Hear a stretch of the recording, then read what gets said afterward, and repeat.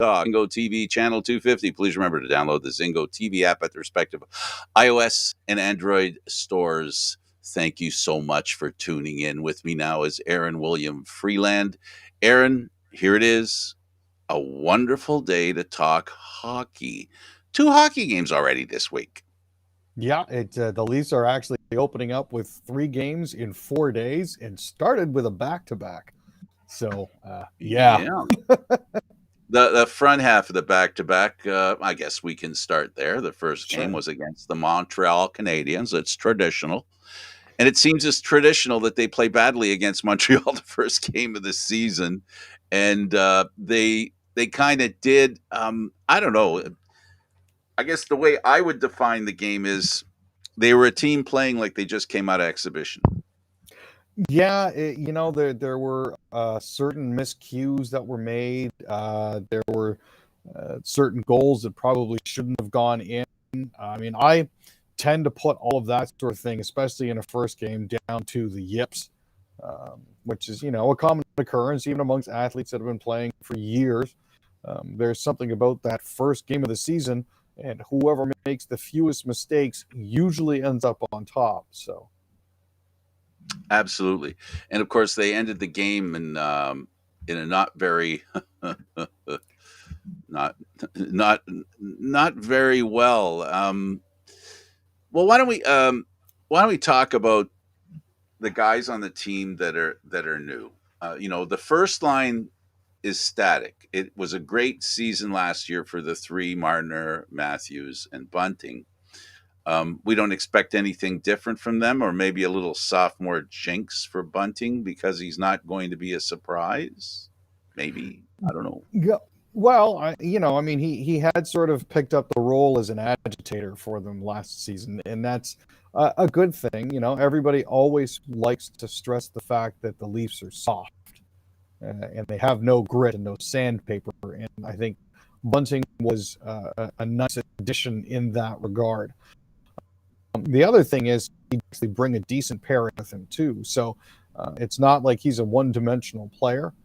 There is the disturber that's in him, as well as the ability occasionally to make nice plays.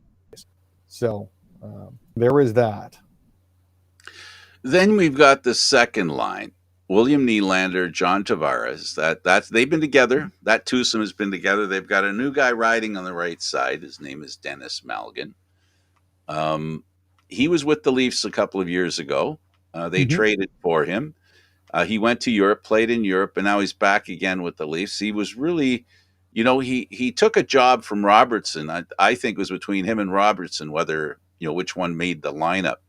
Malgin outplayed him a little bit. And I think Malgin played a little better away from the puck than Robertson. I don't know. What's your view? Well, the other thing is Malgin's had a little more experience, at least internationally. I know that Nick had a tough season last year. He spent a good chunk of it on the sidelines due to a broken leg that he suffered in the second game. Meanwhile, Malgin was out there being his leading scorer for Lausanne when he played for them in 2020-21.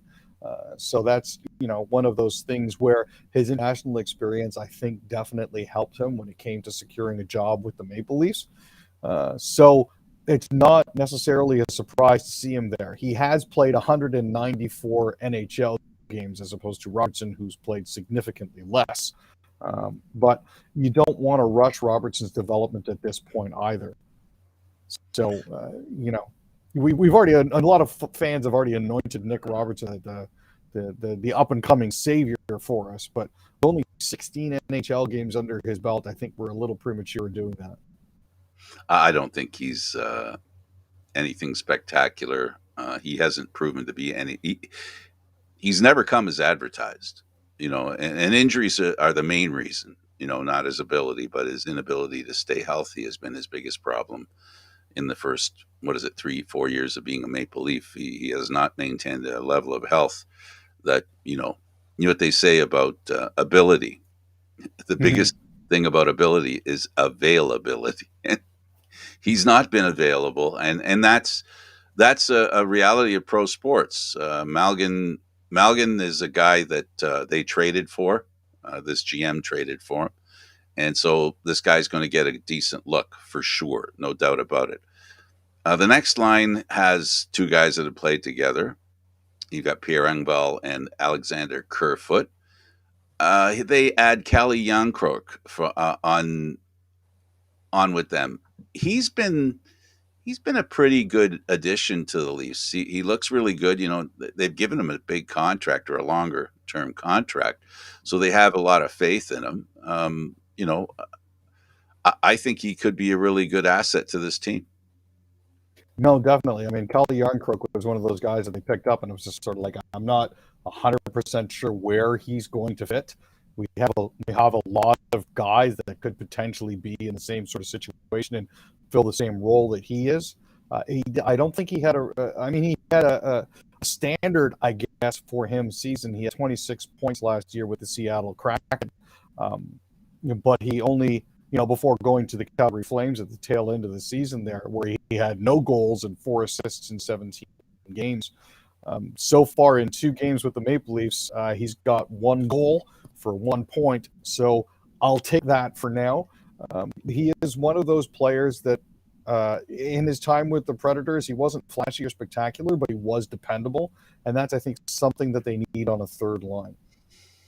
Yeah, essentially that's why he's there. And like you said, Calgary traded for him, and he never scored a goal for them at the deadline. So that was something that didn't work out for them. They end up being a match. That is, the Leafs end up being a match for him, and he's going to be interesting. I mean, he had a couple of. He seems to have a real offensive flair for a third liner. That's pretty good. If you can get a third liner that can score or has the ability to score like he does. And Alexander Kerfoot is a pretty good playmaker. And we know Engvall can make a lot of room for players because of his speed. So this is third line, looks like it can be good. On the fourth line, two new guys joined David Kampf, who's the penalty killing expert, the guy that last year proved how dependable he is. You want to talk about dependability. This guy, one of the most dependable and consistent Leafs all year last year. He was a great pickup for them last year. Now they have Aston Reese and Abe Kubel, who came from the Stanley Cup champion Colorado Avalanche. Um, Not a big player, Kubel, but he likes to be a little bit physical. No, and this is one of those lines there where you look at it, it doesn't look like a lot of fun to play against. That is your neutralizing and your checking line, and it's going to give the opponents fits.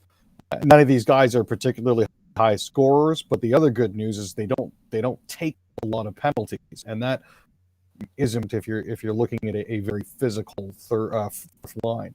So the pickups that they've made so far, adding Obey Bell, getting Aston Reese off of a PTO, which really wasn't a PTO. It was they pretty much knew that they were going to sign him. It was just figuring out a way to massage the cap during the preseason before everything actually started. Adding Yarncroke, bringing Malgin back, it's all good. And then the fact that the first and second lines really haven't changed all that much, with Malgin slotting in on the right-hand side with Tavares and Nylander, means that they have some more options there that they didn't before. Yeah, and if Captain Tavares didn't stay lame, because he didn't stay lame, they didn't have to play with one less player on the bench.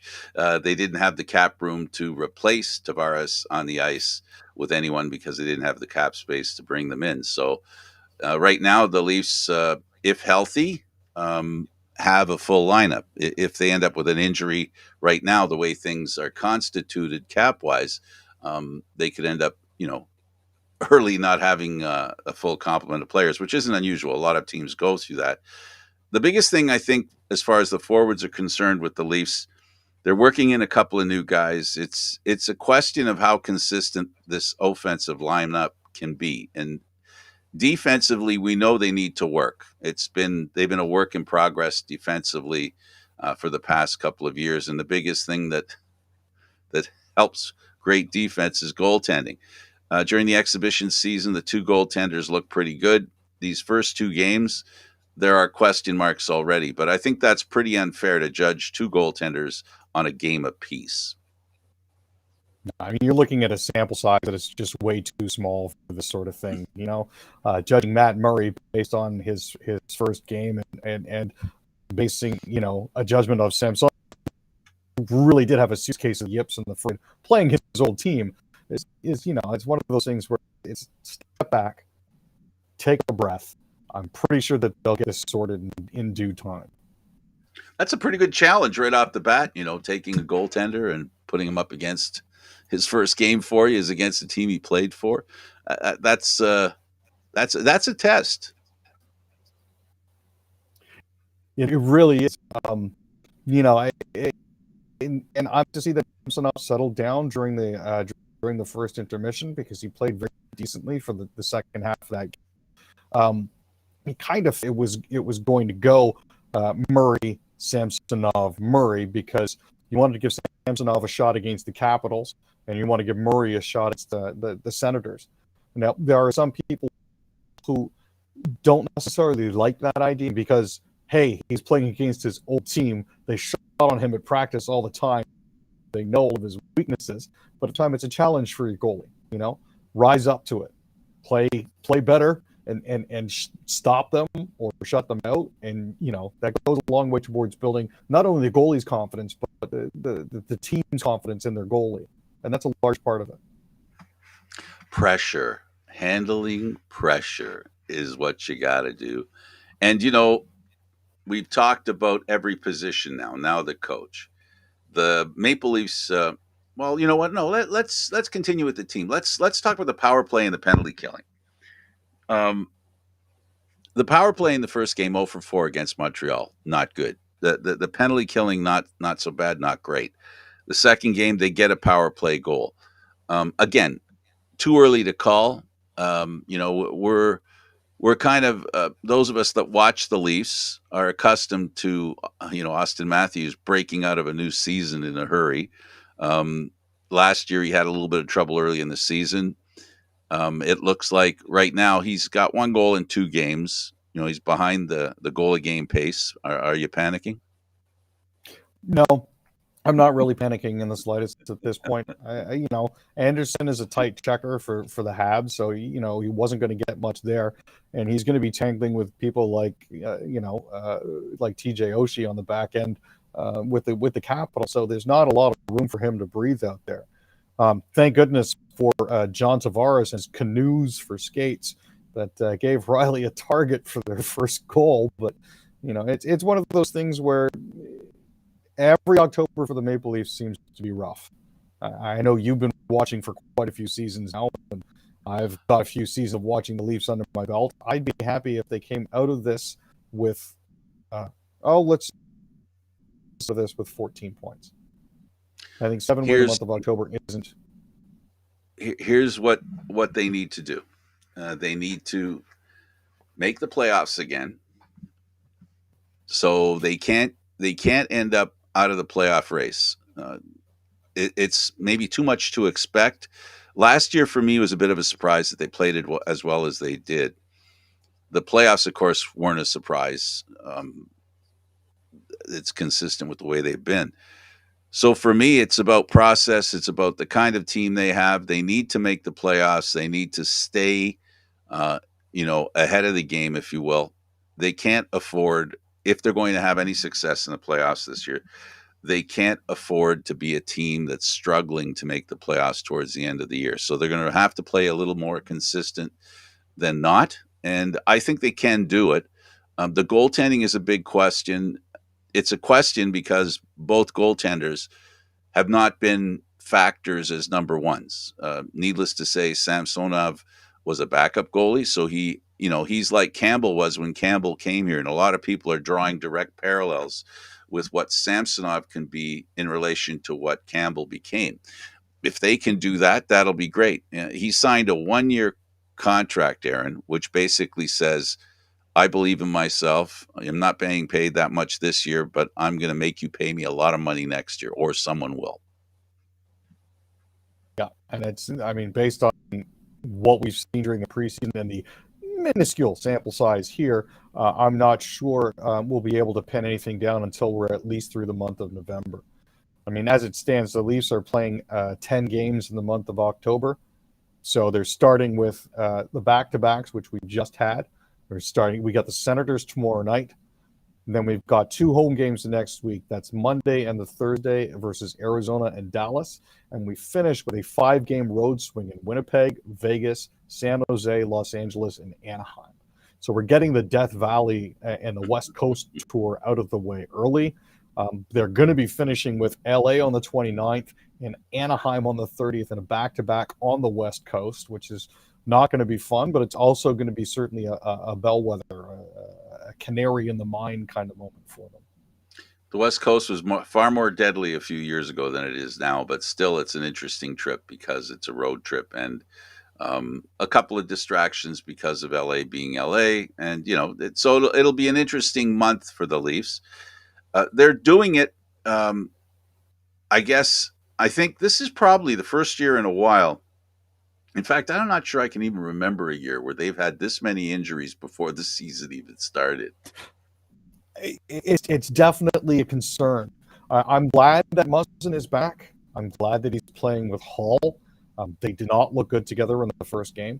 It was one of those yikes. Well, what did we get ourselves into?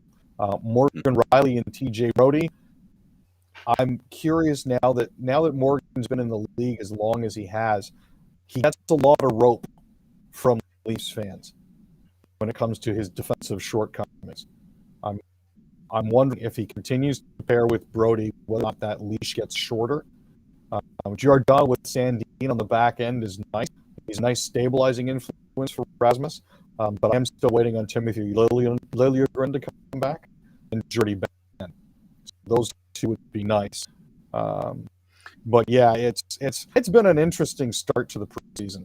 So I am curious, like you are, to see who the coach thinks are the top 6 defensemen when they're all healthy. yeah, That's no, that's going to be the answer to a question that every Leaf fan wants to know, because there are defensemen out there in the Leaf lineup that a lot of fans have already made it clear over the past couple of years who they don't want out there. When we know who they are without mentioning them, we don't have to. The point is, though, when you have 2 veterans, like Ben and Dahlstrom injured, and a guy who just signed a new contract, someone that the Leafs have committed to in Liljegren, that's 3 defensemen who are out, who are, I think, were in their plans as starters. These were people that were planning on starting them. Now, maybe because of age, like Jordy Ben might not be playing every game. You might put him in there, 2 out of 3 games or something like that, and keep him healthy and make sure he's around for the playoffs if you make the playoffs, because he's the kind of guy that can help you in a playoff scenario during the season. He's a good guy to have around. No, most definitely. The one thing that I'm worried about is the Leafs rushing back Liljegren. He's currently suffering a sports hernia and he's recovering from that. So the last thing you really want to do is to try to rush him back into the lineup. Hall is a possible defenseman. He's done good service. But if he starts to catch up, there's somebody else that they can. And I'm hoping they don't rush Liljegren back too soon, because he's big part of their future plans. There are a lot of people who didn't think that that he would be around, over the summer. Hall wasn't somebody that cemented himself on the Leaf defense. A lot of people had him traded. They had him gone. Over the summer. He's still around. He's been, in fairness to him, he's, for whatever reason, has had a lot of pressure on him, and the way he plays, sometimes he doesn't look, he suffers from one of those big guy complexes. When people watch him play, why isn't he moving faster? That kind of thing, where sometimes the way he skates belies his effort. And I think he tries a lot harder than people think. No, he's definitely made a lot of great strides when it comes to his play. From with the Marlies all the way to where he is now. he's transformed from "oh God, why" to, well, he may not be the best, but he's the best we've got for now. Um, so it's a step forward at least for him, but I'm gonna it borrow. doesn't cause as much cringing as the Dermot Hall pairing. I'm gonna borrow a football phrase that we hear on TSN. He's the best of the worst defensemen. The problem is, I really like the guy. I So think do he's a I. great guy, So but do I. it's just. Mm, It's the observation. This is more about observation than my opinion because, you know, they put him, let's not forget this, that they put him in a lot of tough situations. He plays, well when him and Muzzin played together, they played the top pair. They were the top pair. They were the shutdown pair. And if your shutdown pair doesn't shut down the opposition that you need to shut down, it's a bigger task for them to take. And of yep. course, they're not going to look as good as the rest of the defensemen because they're playing against the best players on the other team. So it's always relative, and we judge players because the puck goes behind the net. We judge players because they're out of position. We judge players because they make bad passes when we're talking about defensemen, because all of those things lead to goals. Defensemen do not have a backup plan, other than the goaltender, right? When a defenseman loses the puck, usually the goaltender is usually not as ready as he would be. Let's say if a offensive player, a forward, loses the puck at their blue line, he's got a little more time to get ready. When a defenseman loses it at the dot, you know, so that's why defensemen, when they make mistakes, they look really bad. And one thing about this Leaf defense, even with the guys that are injured, Liljegren, and Liljegren's doesn't have that much experience. He really doesn't. So, it's something that the Leafs are hoping. I think they see him as a 3 or a 4 defenseman. So without him, the pecking order kind of slides uphill a little bit for them. Yeah, it does. But I mean, these players at this point, I think, are used to what they need to get done. They're aware of their roles. So the fact that Liljegren might not be able to step in right away isn't necessarily the biggest impediment to what they need to do. They just need to make sure that the guys that are currently on the ice and currently playing do exactly what they need to do to make sure that bad stuff doesn't happen. And I know that sounds, you know, relatively trite, but at the same time, it's. Yeah, and you got a kid like Sandin who, again, this is another one of those issues where injuries have become a little bit of a problem for him too. Not as bad as Robertson at all, but still, he's had some inopportune injuries that have really cost his progress. He looked really good before the last injury he had, right? He started looking really good, and he looked Yep. like the guy who was going to go end up ahead of Liljegren. But that injury that he got cost him, I think, in the eyes of the Maple Leafs, the better role that Liljegren, I think, has in the mind of the coaching staff and, of course, management with the Toronto Maple Leafs. So we'll see. Sandy now has an opportunity where there's really no one else to put in instead of him. So now he gets every chance that maybe he hoped he would get before he signed his contract. And when he was deciding to sign his contract, he didn't just want to be paid number 7 money. He wanted not to be number 7 either, right? Because it wasn't just about money. People might think he was, it's like here. I'll give you an example. Look at William Nylander. I was harping on the way he played, consistently. The way he played when he first got the contract, he played like he was disinterested, and and being tough on a guy like that is because you expect a lot more from him. And I think the same is true of Rasmus Sandin in almost the same way, that we expect more from him because he seems to have a lot of talent, a lot of ability. He was the only Leaf last year on defense that could make the puck reach the net until they got Giordano. It is true. Yep. It's it's it's very true. They A lot of them have made great strides, and I'm happy to see that. The pipeline is working. I mean, that's the other important thing to remember. We've started. The unfortunate thing is we did so much shuffling and bumping in the first couple of years of Dubas's reign that we haven't really had the developmental group that we wanted.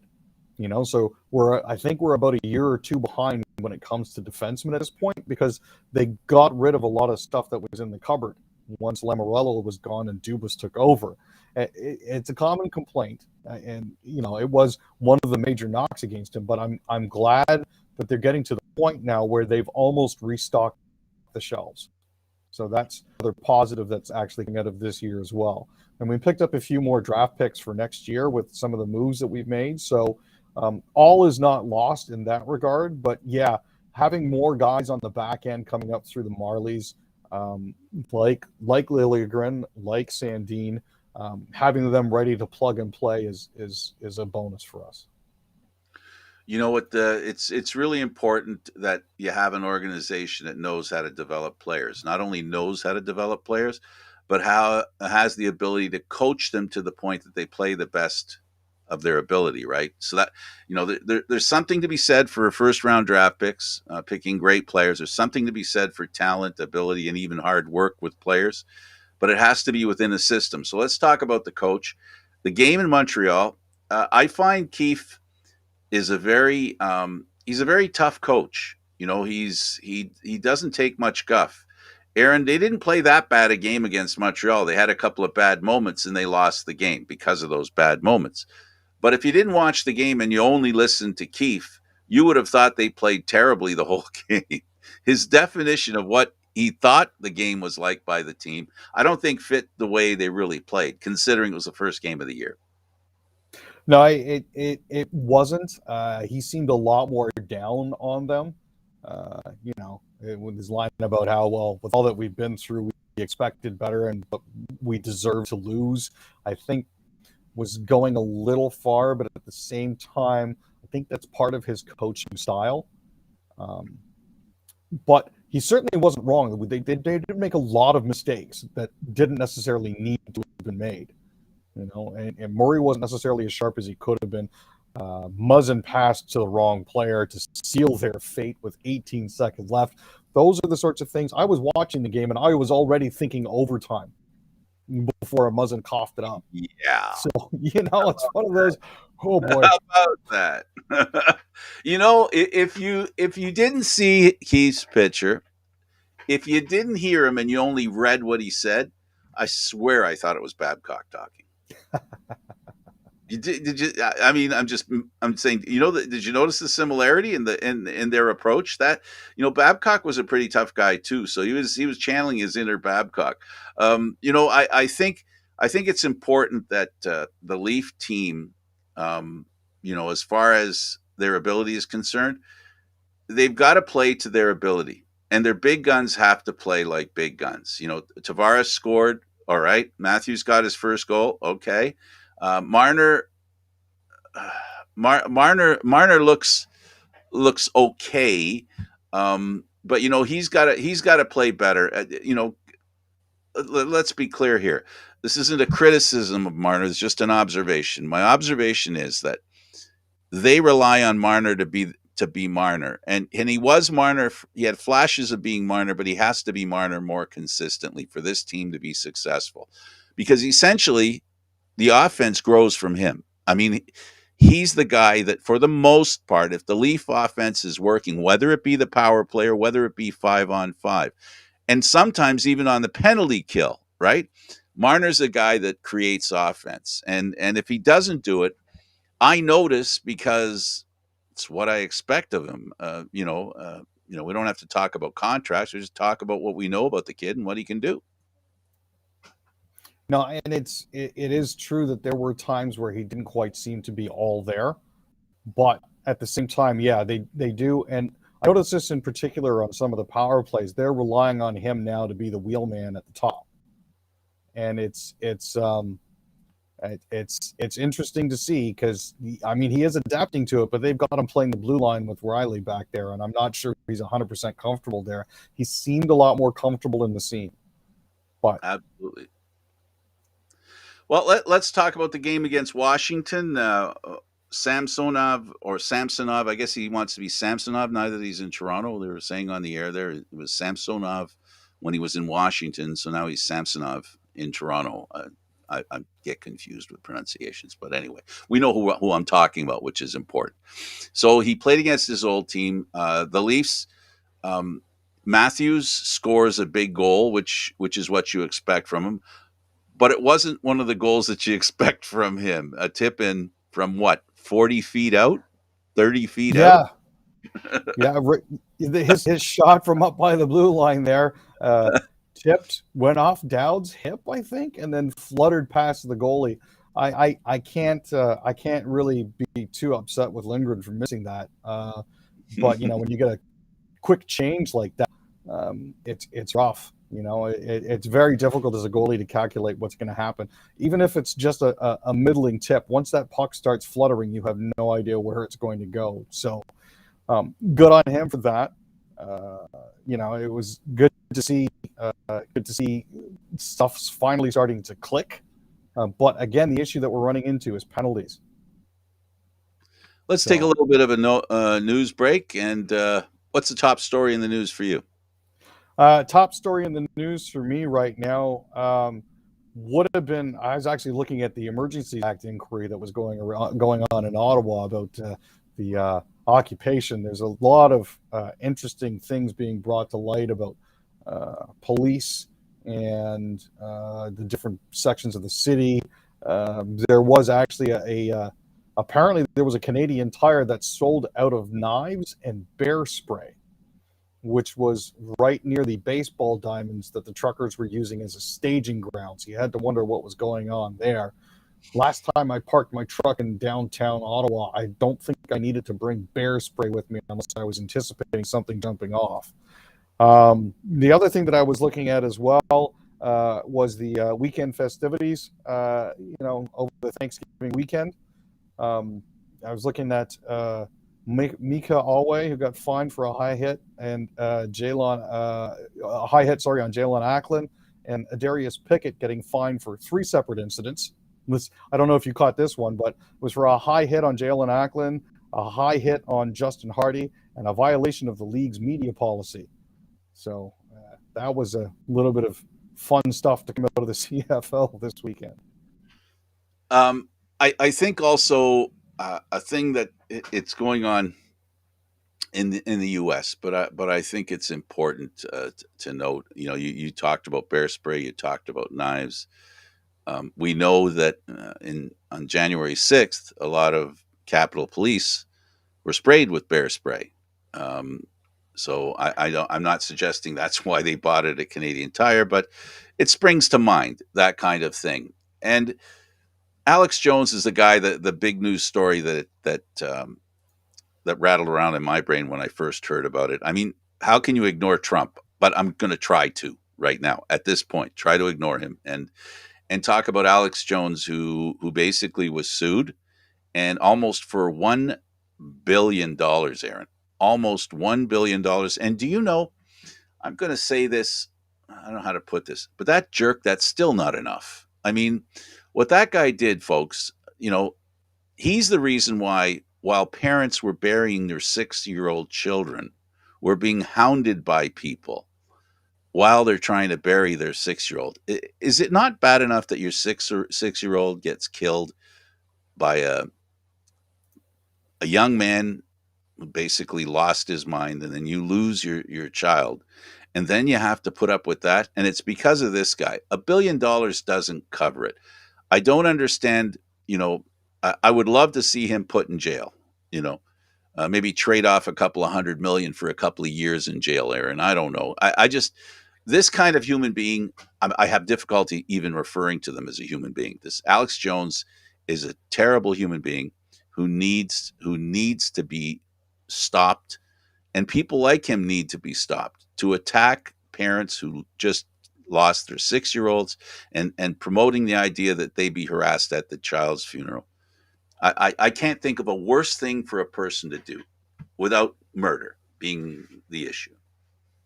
Well, for $965 million, Jones is saying that They're not going to see a penny of it. He's not going to pay. But there's a New Orleans-based civil attorney that says that if Jones does try to dodge making payments, then the plaintiffs in the case can go after his corporation. They can start looking at what assets he might have, looking at whether he's fraudulently transferred any of his assets, and then start going after them. They could take away his businesses. They could take away his, anything that he has basically can be theirs. And when it gets to that point, yes, he's allowed to have a place to live. Yes, he's allowed to, have a car and that sort of thing and a reasonable standard of living. But he's not going to have any control over that if he decides not to pay them. A judge is going to be able to decide that for him and say, here's what you're allowed to live on. All the rest of what you got is going to go to the families. And as far as I'm concerned, they deserve it. I agree 100%. He has a private plane, so there's a couple of bucks that they can trade in for, right? He has a private plane. He doesn't need a private plane by your definition, if that's the way it goes. No, Yeah, no, this guy's a piece of work. Gotta go. This guy's gotta. His teeth need to be pulled. When it comes to, I don't mean physically. I mean, because he has a terrible bite and he doesn't care. He's rabid. He's a rabid dog, is what he is. no, and it's something that's got to be curtailed. Yeah, sure, you may have freedom of speech, but it's not consequence-free speech. And I think that needs to be, more people need to recognize that. Yeah. Oh. Your next big story for you. Next big story for me was actually looking at the Canadian women, who are currently number 7 in the last FIFA rankings before the 2023 World Cup draw for women. Now, the U.S. is still at number 1. Olympic silver medalist Sweden are moved up to number 2, dropping Germany to 3rd. England is 4th, followed by France and Spain, who actually just beat the Americans 2-0. And 8 is the Netherlands, dropping below Canada. Brazil and North Korea are filling out the rest of the top 10. So the draws is scheduled for October 22nd in Auckland.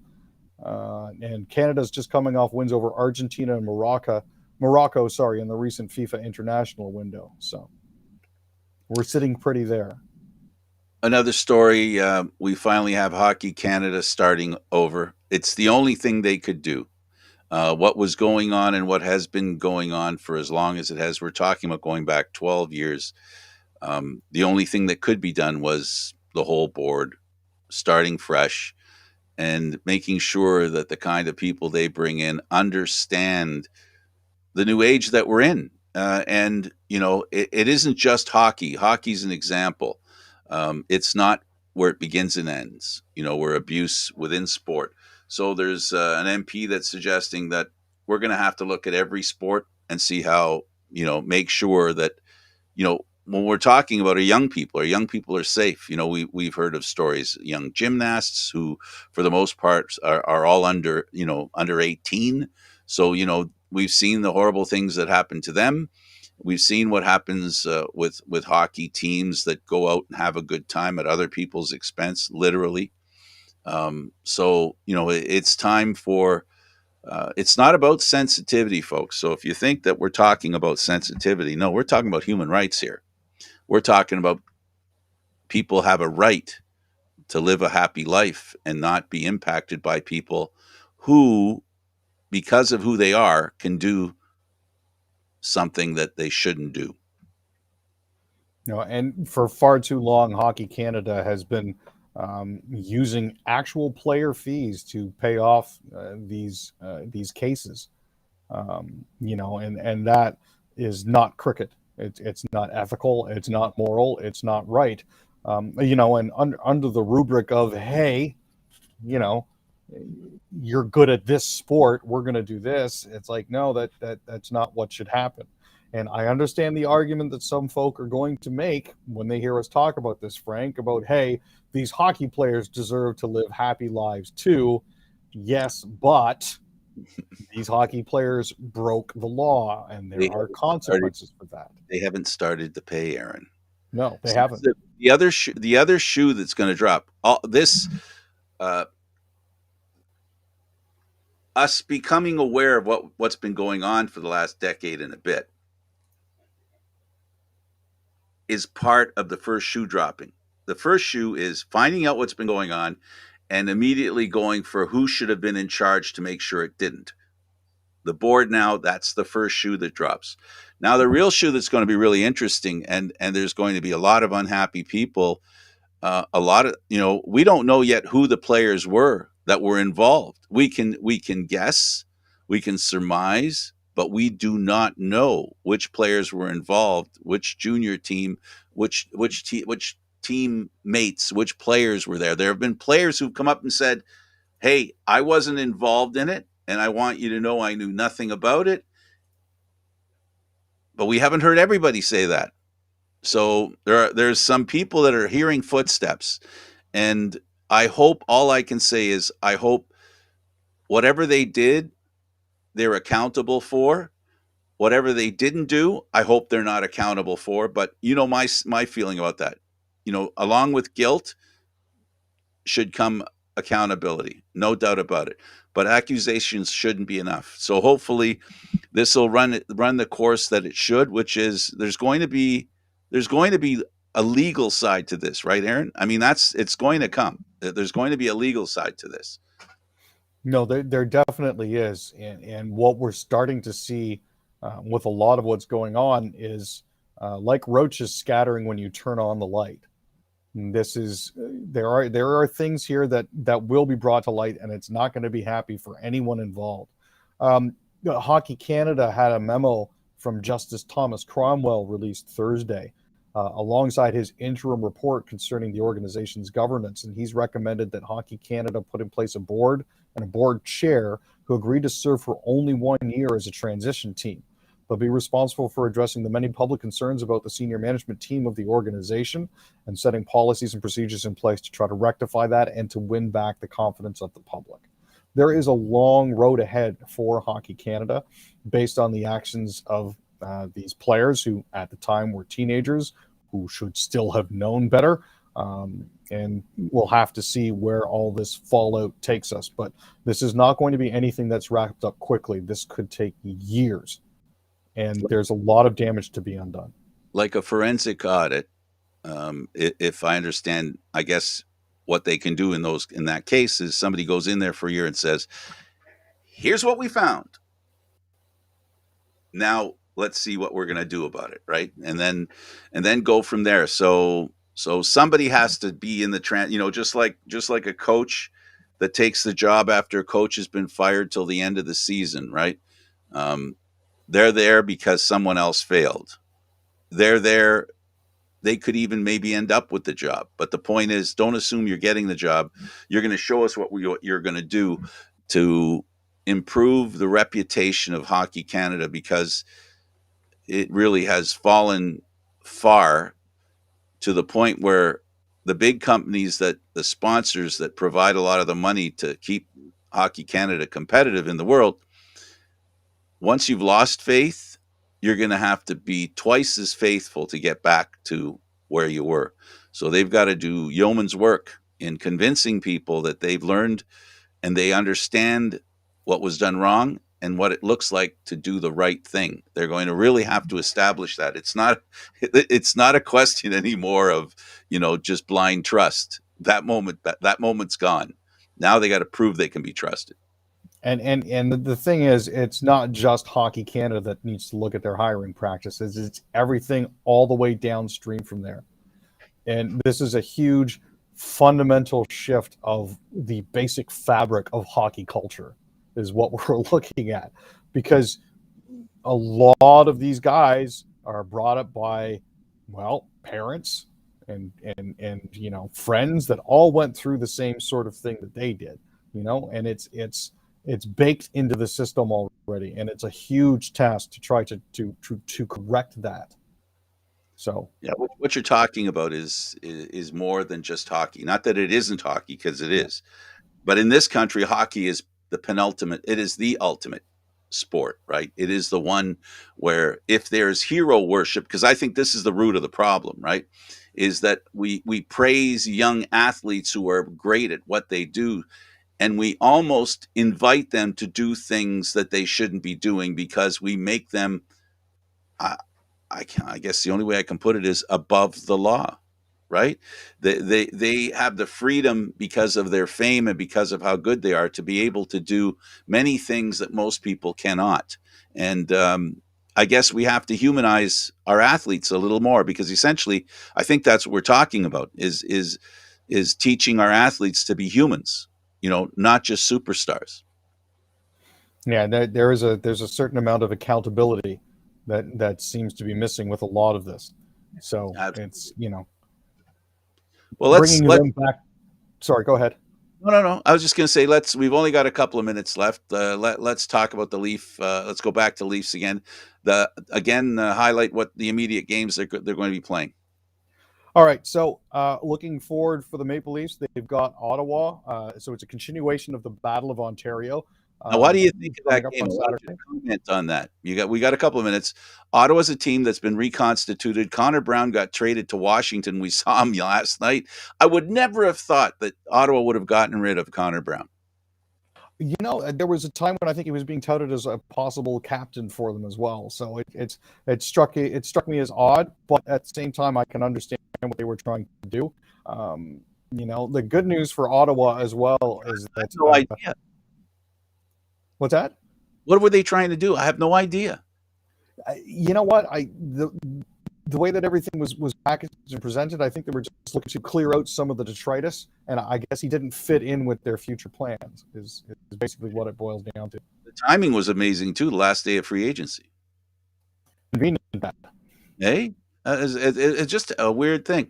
And their Leafs next game. So the Leafs next game after that. Sorry about that, Frank. I'm on the back foot here. You'll have to bear with me. Okay, that's my fault. I didn't give you. Take your time. No, it's not a big deal. But yeah, after that, I mean, the Maple Leafs are going to be playing again on Monday. So that's going to be Arizona. So that is one of those games where we don't like to call them trap games, but there is a very distinct possibility that things could end not the way we want. Following that up with Thursday against Dallas.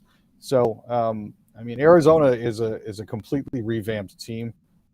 Kessel has now gone. He is now with the Vegas Golden Knights, so that'll be something to see. Well, they're a team that at the end of last year they were a fire sale. They pretty much were. The issue that you run into is you still have to make the salary floor, not just reach the salary cap, but at least get to the floor. With guys like Zach Kassian, Lawson Krause, Travis Boyd, and Nick Bjugstad, they're not looking too bad when it comes to veterans, not to mention former Maple Leafs legend Nick Ritchie playing for them. On defense, they've still got Jacob Chikrin. They've got Patrick Nemeth and Troy Stoucher, so that's going to be good. And he's on the trading block. Again, always on the trading block. But the jury's still out as to how Carl Vejmelka and Connor Ingram are going to do for them this year. So I think the biggest question needs to be answered is will they be able to fill their stadium? I'm looking at them ticket prices, my dude, and even at only get that in. The whole point that we did this is so I can get that in. I'm curious to see if they'll sell out. Well, it's a 3,500 seat stadium. They better be able to sell out because they're going to have to charge a lot more money for the tickets, Aaron. So they're on a knife's edge there. They're going to have to charge more for each ticket, but are people going to be willing to pay that much? Do you understand what I'm getting at? I'm thinking seeing them play in an intimate venue such as that would be awesome. But jury's out. Well, we could always go to the Coca-Cola Center to get that feeling. Right? This is it's 8,500 seats as opposed to 3,500, but yeah. Yeah, you know what that feels like. All right, Aaron, thanks for this, buddy. Appreciate that, Frank. All right, he's Aaron William Freeland. I'm Frank Stanisci. Thank you for watching Leaf Talk live on Fridays at 6 p.m. Welcome back to hockey. This show can also be heard on the Spanglish World Radio Network. For Leaf Talk, other news, entertainment, and sports programming we offer, please check out SpanglishWorld.ca. Spanglish World. Watch it, hear it, read it, download it, and live it. Thanks for watching, everybody. Thanks for being here.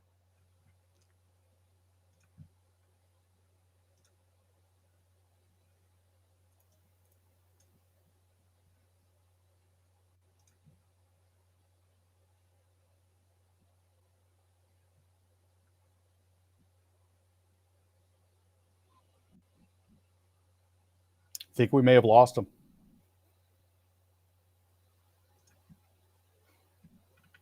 Wonder if we're even on the air. Oh yeah, we are. We are. We're on the air. So Aaron, we didn't talk about Trump. You want to talk about Trump in this overtime that we've been gifted? Sure, we certainly can do that. I Will know that he testify? Will he testify in front of the Jan 6 committee? the rumor is that he is perfectly willing to testify if they'll carry it live. So, You know, he they're really, it's amazing that people are actually worried about what he'll say if they give him a live mic. oh With no, that, I think it's going to be a tire fire and a delight. you know what I mean? Like with that many people watching, they're concerned with what he'll say. And part of the thing about him taking those documents that he took, from the beginning, was there any doubt that he was taking them for was I'm was there thinking. any doubt? Was there any doubt that if he could turn it into money, he would? Oh, I'm definitely thinking he was trying to parlay anything like that into something. There are enough people out there that are into collecting mementos and memorabilia that would be willing to pay a mint for anything that actually had the White House stamp on it. And if it comes from a twice impeached president, oh my goodness, the cachet for that, unbelievable. And do you think? And this is the other thing I think that I haven't heard yet. Um, the files that he took, I suspect and believe, they're not only files that could be make money for him. I think, knowing him and his character, they would be probably the most embarrassing files that the United States could have. My thing is that he's transactional, and for him to take something, what's the most benefit that he could get from those documents? That they could be a get out of jail free card. It's the ability to dangle something over somebody else and say, "Hey, guess what I got?" So, Yeah, I think that's an oversimplification. I think he's far more cunning than that. You know, he's I think people misunderstand his audaciousness and his conceit to be something that gets in the way of him being very smart and very he has manipulated a country. Some people say half a country. I don't think it's a half of a country. I think at the most it's a third of the country. And with that third, they're part of a half, but the balance of the third to make up a half are ones that are just going along because the stuff that they were doing worked for them. You know what I mean? yeah, We hold our nose and put up with people sometimes, just like you put up with me. You just want to do the show, so you'll put up and go, okay, we'll get that no, I'm making fun, but you get my point. I do. So when they say that, oh, you're slamming half the voters, no, they're not. They're only slamming the idiots that follow that guy blindly, not the people who voted for him, the people who follow him blindly. There's a difference, a wee bit of a And difference. and I think we've come to the end of our time here, Frank. Okay, good. I can only amp for so long. My fingers are getting tired. All right. Well, listen, I guess we'll just leave the room, and we'll trust somebody to turn the lights out. Wonderful. That sounds fantastic. Okay, 3, 2, 2, 1. 1.